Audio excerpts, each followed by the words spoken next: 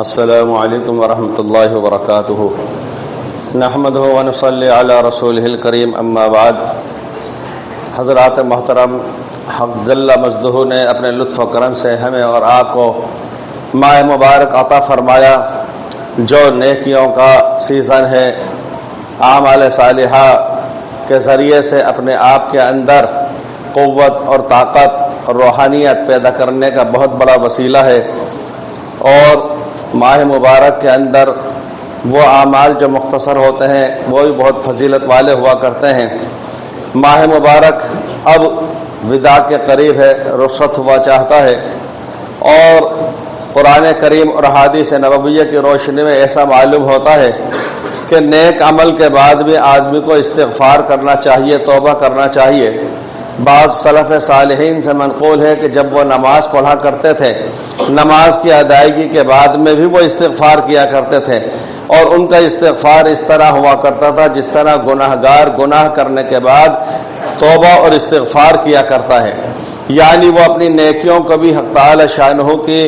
کے سامنے بالکل ہیچ تصور کرتے تھے، اور ان کو اپنی عبادتوں اور نیکیوں میں بھی کمیاں اور تقصیرات نظر آیا کرتی تھیں۔ اور قرآن کریم کے متعدد آیات سے بھی یہی معلوم ہوتا ہے۔ حضور نبی پاک علیہ الصلوۃ والسلام پر سورہ اذا جاء نصر اللہ نازل ہوئی۔ اس سورت کے نزول کے بعد صحابہ کرام میں خوشی کی ایک لہر اس معنی کر دوڑی اور چلی کہ اس کے اندر بشارت دے دی گئی کہ جس کام کے لیے سرور کائنات تاجدار حرم سراپا کرم صلی اللہ علیہ وسلم کو بھیجا گیا، مبعوث کیا گیا، وہ کام اپنی ترقی پر اور عروج پر پہنچ چکا ہے۔ وہ ضلالت اور گمراہی، وہ شرک اور وہ کفر، اور وہ آپس کا فساد، وہ آپس کے جھگڑے، وہ نزاع، وہ جہالت، وہ جاتی رہی ہے، اور اب نیک اعمال آتے چلے گئے ہیں، معاشرت سدھر چکی ہے، اخلاقیات اچھے ہو چکے ہیں، بدنیتیاں ختم ہو چکی ہیں۔ تو اب حضور پاک علیہ الصلوۃ والسلام جو نبی پاک علیہ الصلوۃ والسلام جو اللہ تعالی شانہ کی طرف سے قاصد اور نمائندے ہیں، ان کو حکم دیا گیا کہ فسبح بحمد ربک واستغفر۔ اب آپ اپنے پروردگار کی تسبیح اور پاکی بیان کیجئے اور استغفار کیجئے۔ صحابہ کرام خوش ہو رہے تھے کہ اس کے اندر غلبہ اسلام کا ذکر ہے، اس کے اندر ترقی مسلمین کا ذکر ہے، لیکن ابو بکر صدیق رضی اللہ تعالیٰ عنہ سہم گئے تھے۔ وہ یہ سمجھ رہے تھے کہ اس صورت کے اندر نبی پاک علیہ الصلوۃ والسلام کے پردہ فرمائے جانے کا اشارہ مل رہا ہے، اس واسطے کہ جب بھیجنے والا اپنے کسی قاصد اور نمائندوں کو کسی کام اور عظیم مقصد کے لیے بھیجتا ہے، وہ کام پورا ہو جانے پر اپنے نمائندے کو واپس بلا لیا جاتا ہے۔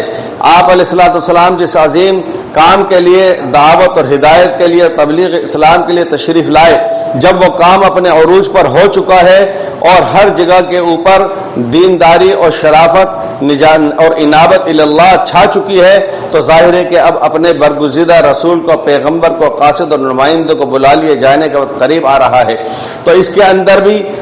یہ 23 سالہ دور جو انتہائی مشقت کا، پریشانیوں کے جھیلنے کا، اور آفات اور بلیات اور حوادث کو برداشت کرنے کا، تحمل کرنے کا، فقر و فاقے کو بھی جھیلنے کا ایک 23 سال کا لمبا عرصہ گزرا ہے۔ اس کی عبادت اور دعوت اور طریقہ تبلیغ اور اس طرح کی عبادت کے پیر مبارک پر ورم چھا جاتا تھا، اس کے باوجود اللہ تعالی شانہ کی طرف سے حکم یہ آ رہا ہے کہ اب آپ استغفار کیجئے۔ تو معلوم ہوا کہ نیک اعمال کرنے کے بعد بھی آدمی کو یہ نہیں سمجھنا چاہیے کہ میں نے تو بہت کچھ کر لیا ہے، اس کو چاہیے پھر بھی وہ بارے ایزدی کے اندر سر بسجود ہو کر کے یہ دعا کرے اور استغفار کر کے پالنہار میں تو کچھ نہیں کر سکا۔ اور استغفار یہ اسباب مغفرت میں سے سب سے بڑا ایک ذریعہ ہے۔ استغفار ایک اظہار کا نام نہیں ہے، بلکہ دل سے یہ اعتراف اور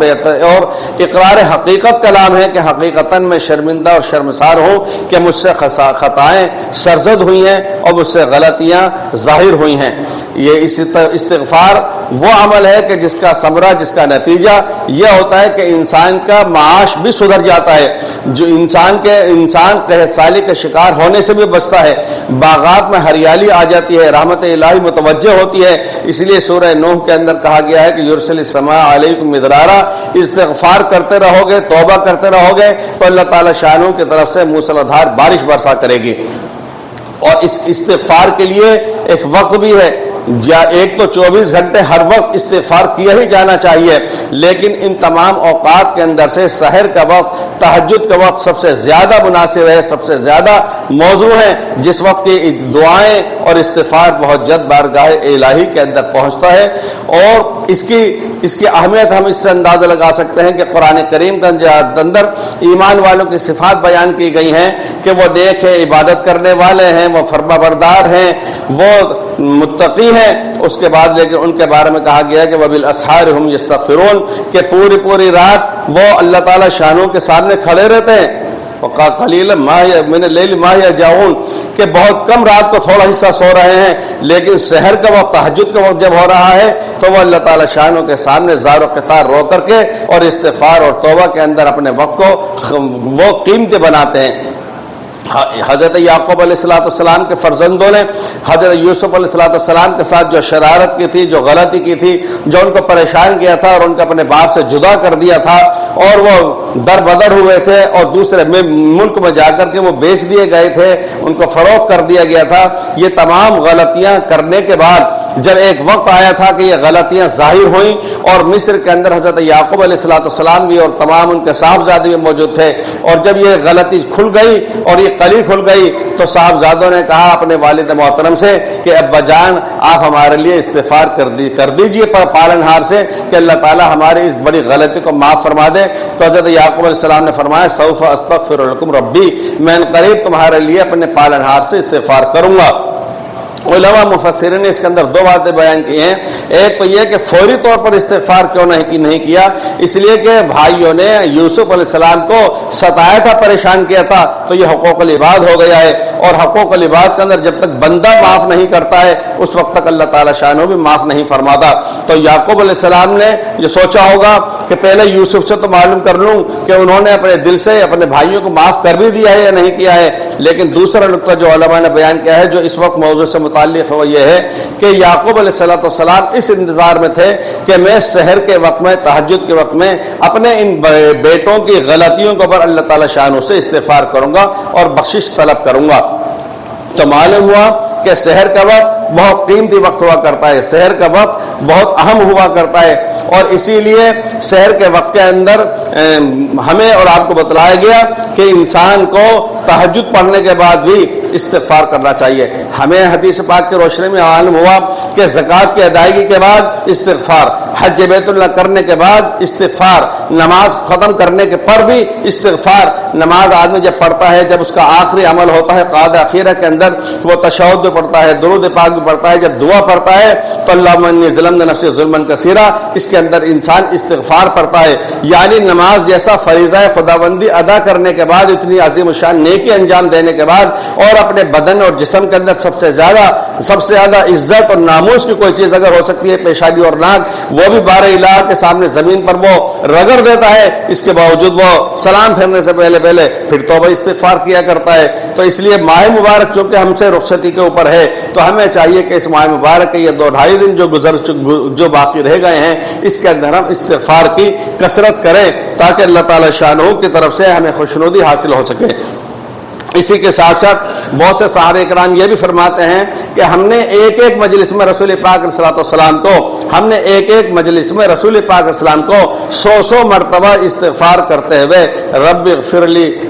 وتب علی انک انت التواب الرحیم 100 مرتبہ ہم نے حضور پاک علیہ السلام کو استغفار کرتے ہوئے پایا ہے۔ اور 2 حدیثیں ہیں جس میں سے ایک یہ ہے کہ حضور پاک علیہ السلام ارشاد فرماتے ہیں کہ میں روزانہ 70 مرتبہ استغفار کرتا ہوں، اور ایک جگہ ارشاد فرمایا کہ میں روزانہ 100 مرتبہ استغفار کرتا ہوں۔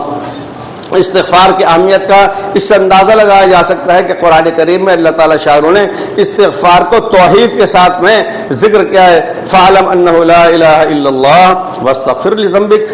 یعنی اللہ تعالی شاہ کے سوا کوئی معبود نہیں ہے، تو توحید ہے، اس توحید کے ساتھ جوڑ کر کے بیان کیا گیا ہے کہ آپ استغفار کیجئے، اپنے لیے کیجئے،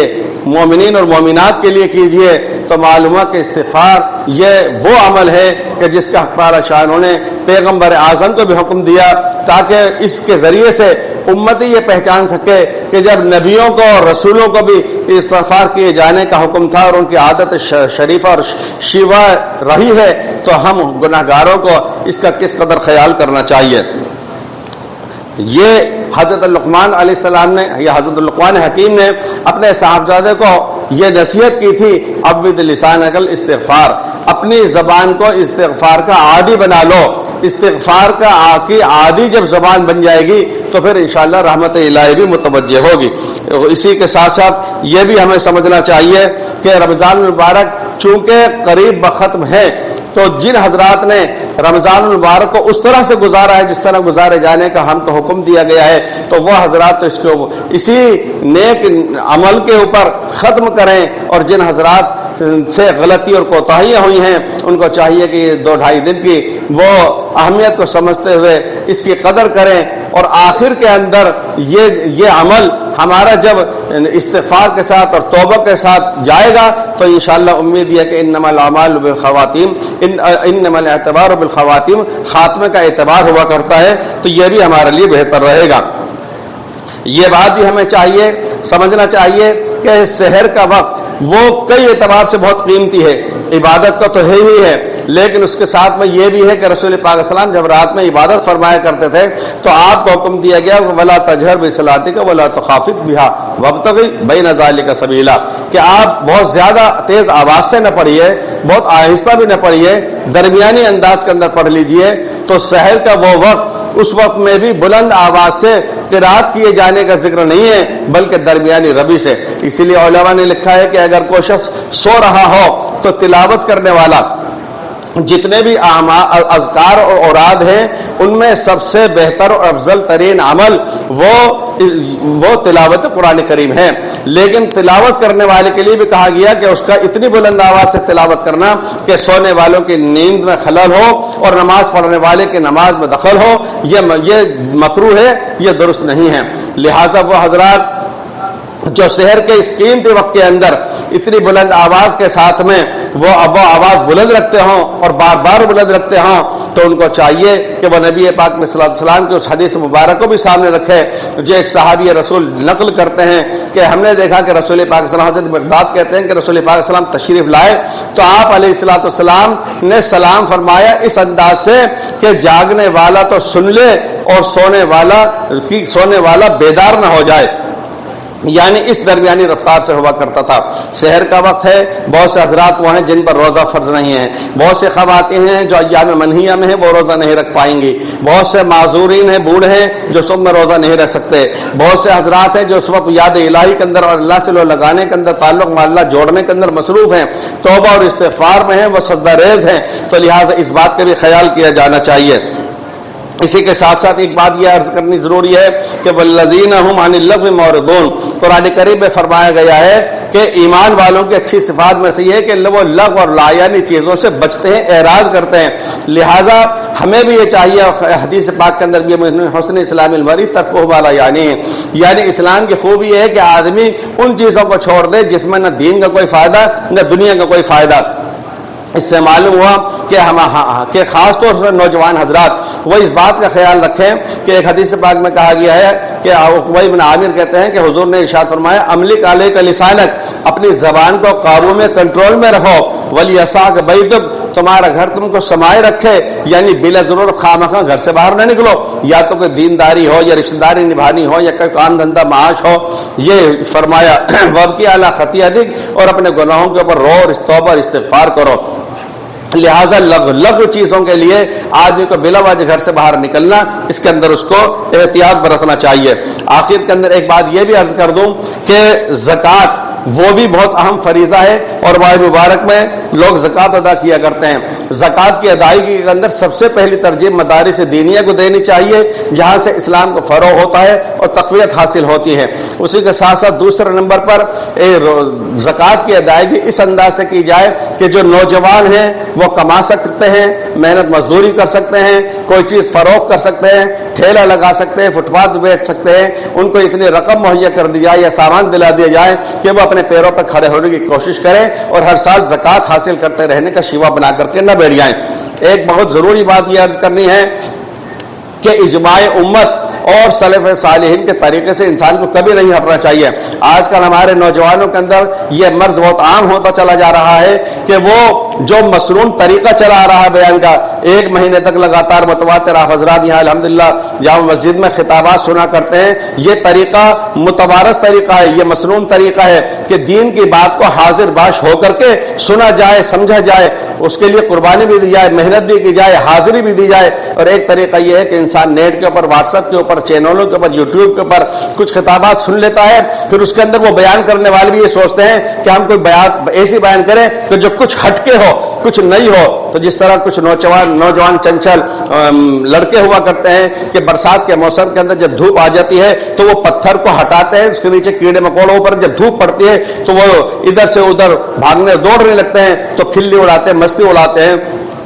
ہرگز نوجوان ہمارے وہ علماء اور مفتیان کرام سے جو دین کی بات اپنے کانوں سے سنتے ہیں اس کی اہمیت کو تو چھوڑ دیتے ہیں، وہ تو یہ کہتے ہیں کہ فلاں نے نیٹ کے اوپر یہ بات کہی ہے ہم اس کو۔ اسی لیے میری جانکاری میں یہ بات آئی کہ بعض نوجوانوں نے نماز کے بعد دعائیں مانگنا بند کر دی، بہت سے حضرات نے تراویح کو بند کر دیا۔ اور ایک بات یہ عرض کر دوں آخری کہ حفاظ کرام جو 10 دنوں کے اندر قرآن کریم سناتے ہیں ان کو چاہیے کہ وہ دوسرا اشرے اور تیسرا اشرے میں بھی سنانے کی کوئی ترتیب بنائیں اور پورے سال اپنے آپ کو ان صفات سے متصف کریں۔ ہمارے بہت سے حفاظ نہیں سنا پاتے، یہ ان کو جگہ فراہم نہیں ہو پاتی، تو ان کو بھی چاہیے کہ پورے سال اپنے آپ کو اس طریقے سے وہ صفات سے متصف رکھیں کہ وہ سنا سکیں۔ جو سنا چکے ہیں ان کو چاہیے کہ اپنے بوڑھے ماں باپ، والدین اور دادا دادی، نانا نانی کو بھی تراویح میں یہ نوافل کے اندر سنانے کے لیے کوشش کیا کریں۔ اللہ تعالی شان و ہمیں آپ کو عمل صالح کی توفیق عطا فرمائے۔